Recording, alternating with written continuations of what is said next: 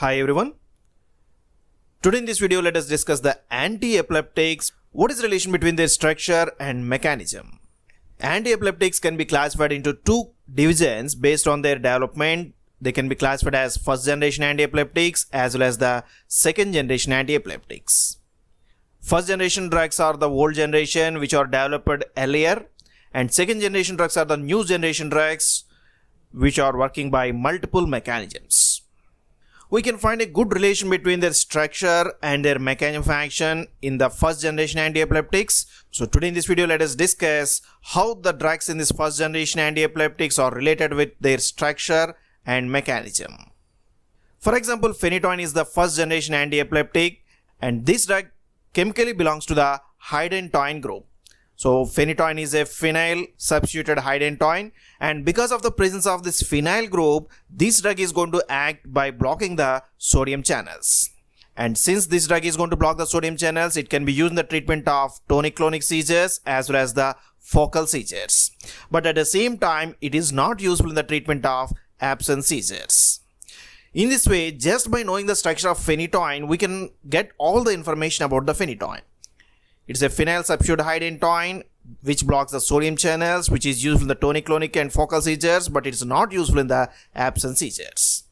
In this way, we can get the information of the drug mechanism and its clinical uses by just knowing its structure. On the other hand, valproate is another drug which is acting by multiple mechanisms of actions, so it can be used in the various types of epilepsy. And just like to the valproate, so many new generation drugs are going to act by multiple mechanisms and they can be used in the different types of epilepsy. But within the old generation, the drugs are highly related with their structure, mechanism and clinical uses. So what are the drugs in the first generation? We have few other drugs like the phenytoin, phenobarbital, carbamazepine, and all these drugs are belonging to the different categories. For example, phenytoin is going to belong into the hydantoin category. Carbamazepine is a dibenzazepine, and phenobarbital is well-known drug which is a barbiturate. How these drugs are acting and on which type of target they are going to act and for which type of seizures they are useful. First of all, let us see the general mechanisms of the antiepileptics. Epilepsy is a condition of asynchronous neuronal discharge. That means the neuronal activity is going to be excessively increased, which is not well coordinated. So this asynchronous high frequency neuronal discharge can be blocked by two mechanisms. First, we can decrease the excitation because excitation is responsible for the neuronal transmission and epilepsy. Otherwise, we can increase the inhibition. By producing the inhibitory response, we can control the excitatory response. So antiepileptics mainly work by two mechanisms. Either they decrease excitation or they increase the inhibition. So we can decrease the excitation by blocking few of the ion channels. We can block the sodium channels which are excitatory in nature or calcium channels. And we can also block few of the excitatory receptors like the NMDA receptors and AMP receptors, which are the receptors for the glutamate. And glutamate is one of the excitatory amino acid. In this way, by blocking all these actions, we can decrease excitation. Otherwise, we can increase the inhibition by opening up the potassium channels, because potassium channels produce a hyperpolarization, thereby they produce an inhibitory response within the neuronal transmission. And we can also increase the GABA activity. GABA is a inhibitory neurotransmitter. By all of these, we can increase the inhibition.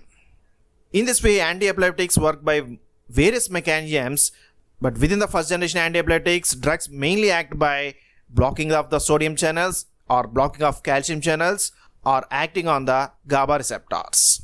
So now let us go with the different types of first generation antiepileptics, how their structure is related with their mechanism as well as the clinical uses. In order to discuss that, first of all, let us see the different types of seizures. Seizures can be classified mainly into two types based on how they are going to affect the body. If they are going to affect the entire body, they can be called as generalized seizures. Otherwise, if they are going to affect a particular part of the brain, they are called as partial seizures. So generalized seizures are going to affect the entire body, which can be again further classified into tonic-clonic seizures as well as the absence seizures. And partial seizures are going to affect a particular function of the organ, and they are going to be called as focal seizures. Antiepileptics work differently in these types of seizures. Now let us see the relation between the mechanism and the clinical use. So drugs which are going to block the sodium channels or drugs which are going to increase the GABA are mainly useful in the treatment of tonic-clonic seizures as well as the focal seizures. Here you can see that the drugs which are going to block the sodium channels, that means they are going to reduce the excitation, or drugs which are going to increase the GABA, that means they are going to increase the inhibitory response, then these drugs are useful in the treatment of tonic-clonic and focal seizures, and they should not be given in the treatment of absence seizures. Similarly, drugs which are going to block the calcium channels are useful in the treatment of absence seizures, and these drugs are not useful in the treatment of tonic-clonic and focal seizures.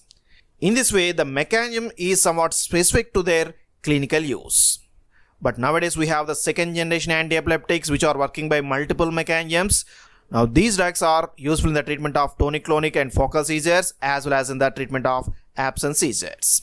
Because these drugs are working by the multiple mechanisms, they can block the sodium channels as well as the calcium channels, they increase the GABA as well as the potassium channels. Because of all these multiple mechanisms, they are useful in the all types of epilepsy. But within the first generation, the drugs are highly specific to their mechanism and their clinical use. Now let us see the general structure of the first generation antiepileptics. The first generation antiepileptics can be represented by this general structure, and they are having a bridge here. Based on the nature of the bridge, we have the different types of chemical categories within the first generation antiepileptics. We can start the numbering from this position: 1, 2, 3, 4, 5. This numbering will be different in the different chemical categories.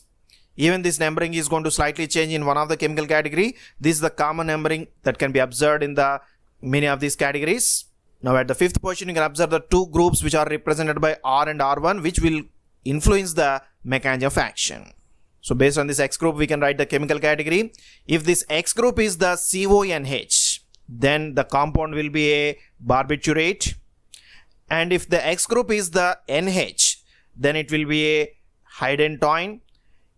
If the X group is the oxygen, it will be the oxazolidinedione. And if it is simply CH2, then it is a succinamide.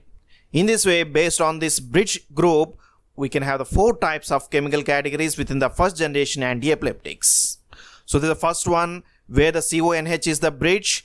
So these are the barbiturates. And second one where the bridge is the NH. So these are the hydantoins. And third one is the oxygen is forming the bridge, which are the oxazolidindiones. And fourth one, CH2 is going to form the bridge, which is the succinamides. In all of these structures, you can observe the two groups are present at the fifth position, which are represented by R and R1. And in the barbiturates and hydantoins, you can see their similarity in their structure. Barbiturates are 6-membered and hydantoins are 5-membered. Both are having the 2 nitrogens. And in between the 2 nitrogens, they are having a carbonyl group. So they are derived from the urea. So they can be called as urilides. Now let us see how this R group is at the fifth position is going to influence the mechanism of these drugs. Group at the fifth position. Now in this general structure, we can see the two groups at the fifth position, R and R1. If either R group or R1 group are the large groups, that means if any of this group is a large group like the phenyl group, then these drugs are going to act by blocking the sodium channels or they increase the GABA activity. And because of these mechanisms, they are going to be active against the tonic-clonic seizures as well as the focal seizures. But they are not useful in the treatment of absence seizures. And if both of these groups are not the large groups, then the drug is going to act by blocking the calcium channel and it is useful in the treatment of absence seizures. In this way, based on the nature of the group at the fifth position, the drugs are going to act specifically at a particular ion channel and they are useful in a particular type of seizures. So already we have seen the 4 chemical categories in the first generation. Now let's go one by one and let us see what is the group present at the fifth position and how it is going to influence their mechanism of action. First one is the barbiturates. So one of the drug is the phenobarbital. This phenobarbital is having the 2 groups at the fifth position. So this is one of the group and this group is nothing but the phenyl group and another group is nothing but the ethyl group. So phenobarbital is simply ethyl phenyl barbiturate. Now how this phenobarbital acts? Since it is having one of the large group at the fifth position, this drug is going to block the sodium channels. Thereby this drug is useful in the treatment of tonic-clonic seizures as well as the focal seizures. So phenobarbital is one of the drug which blocks the sodium channels, as well as it also increases the GABA activity. By all of these, it can be useful in the treatment of tonic-clonic as well as the focal seizures. And since this drug is not blocking the calcium channels, this is not useful in the treatment of absence seizures. But nowadays, phenobarbital is somewhat less preferred as an antiepileptic because of its narrow therapeutic window as well as few of the drug interactions. Second one is the hydantoins. Again, we have one of the drug in the hydantoin category is the phenytoin. In the structure of phenytoin, at the fifth position, you can observe two phenyl groups are present. So phenytoin is a diphenyl hydantoin because it's having the phenyl groups at the fifth position. And again, this drug is having the phenyl groups at the fifth position, so larger groups. That's why this drug is again acting by blocking the sodium channels. And since it blocks the sodium channels, this drug is useful in the treatment of tonic-clonic seizures as well as the focal seizures. Third one is the oxazolidinedione. So one of the drug is the trimethadione. From the name, you can observe that trimeth indicates is having the three methyl groups. One of the methyl group is attached with the nitrogen and other two methyl groups are present at the fifth position. So at the fifth position, you can observe the methyl groups. So trimethadione is having the methyl substituted oxazolidinedione. And since the methyl group is a small group, now this drug is going to block the calcium channels. And since it is going to block the calcium channels, this drug is useful in the treatment of absence seizures. And because this drug is not acting on the sodium channels or GABA, it is not useful in the tonic-clonic as well as the focal seizures. But unfortunately, trimethadione is a toxic drug and it is not preferred as an antiepileptic nowadays. Fourth one is the succinimides. So we have one of the drug that is the ethosuximide. In the ethosuximide, you can observe the two groups. One is the methyl group here and another one is the ethyl group. But here, this is not the fifth position because the numbering will be changed. Still, it is the relative position we have observed in the general structure. And again here, ethyl and methyl groups are the small groups. So this drug is going to block the calcium channels. That's why this drug is useful in the treatment of absence seizures. So ethosuximide is one of the drugs that is preferred in the treatment of absence seizures because of the smaller groups attached on the ring. In this way, all these four chemical categories are somewhat structurally related. And based on the group at the fifth position, they are having the different mechanism of action and clinical uses. And group at the fifth position is mainly influencing their mechanism of action. Now let us see the other drugs in the first generation. We have one of the drug is the carbamazepine. Carbamazepine is a dibenzodiazepine which is going to act by blocking the sodium channels. So this drug is useful in the treatment of tonic-clonic seizures as well as the focal seizures. And again, this drug is not useful in the treatment of absence seizures because it is not blocking the calcium channels. Similarly, we have the benzodiazepines and this is the diazepam. And still we can have other drugs like the clonazepam and clobazam. Particularly diazepam is useful in the treatment of status epilepticus. And these drugs are acting by increasing the GABA activity by acting on the benzodiazepine receptors. Again, these drugs are useful in the treatment of tonic-clonic as well as focal seizures. In this way, within the antiepileptics, we can find a beautiful relation between the structure of the drug and its mechanism and clinical uses. Within the first generation, if they are having the smaller groups on the ring, they are blocking the calcium channels and useful in the treatment of absence seizures. But if they are having the larger groups, then they are going to act either by blocking the sodium channels or increasing the GABA activity. Thereby, they are useful in the treatment of tonic-clonic as well as the focal seizures. Even this relation is not maintained in the second generation antiepileptics because these drugs are going to belong to the different types of chemical categories and act by multiple mechanisms. Still, within the first generation, we can observe a good relation between their structure, mechanism and clinical uses. So that's for today. If you like this video, please subscribe to our channel, share this video with your friends, post your comments in the comment box. Thank you for watching this video.